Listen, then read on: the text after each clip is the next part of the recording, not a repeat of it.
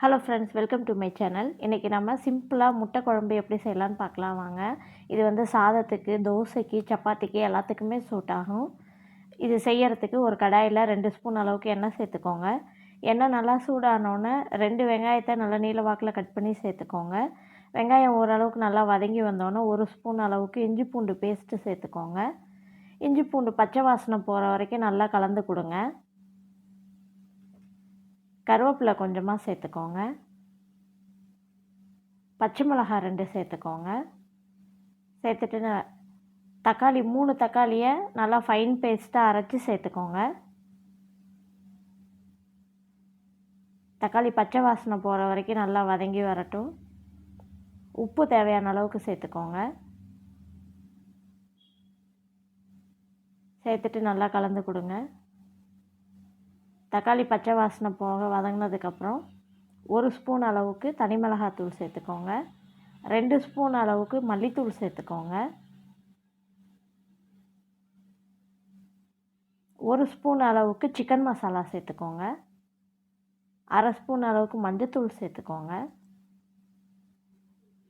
சேர்த்துட்டு மசாலா எல்லாத்தையும் பச்சை வாசனை போகிற வரைக்கும் நல்லா கலந்து கொடுங்க.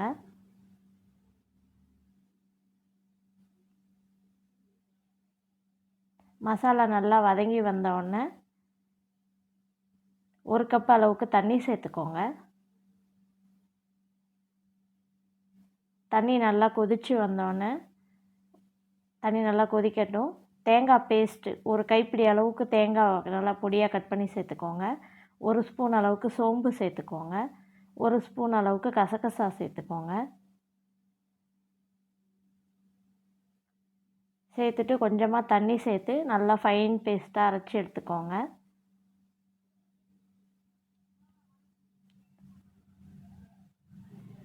நாம் வதக்கி வச்சுருக்க மசாலா நல்லா கொதித்து வந்தோடனே தேங்காயை ஆட் பண்ணிக்கலாம்.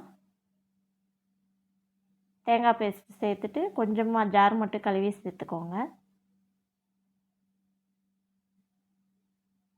சேர்த்துட்டு நல்லா கொதி வரட்டும்.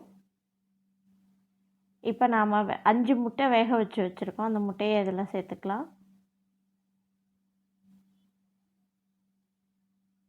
சேர்த்துட்டு தேங்காய் சேர்த்ததுக்கப்புறம் ரொம்ப நேரம் கொதிக்க விட வேண்டாம். கொஞ்சம் நேரம் கொதித்தோடனே ஆஃப் பண்ணிட்டிங்கன்னா நம்மளோட முட்டை கிரேவி ரெடி. தேங்க்ஸ் ஃபார் வாட்சிங்.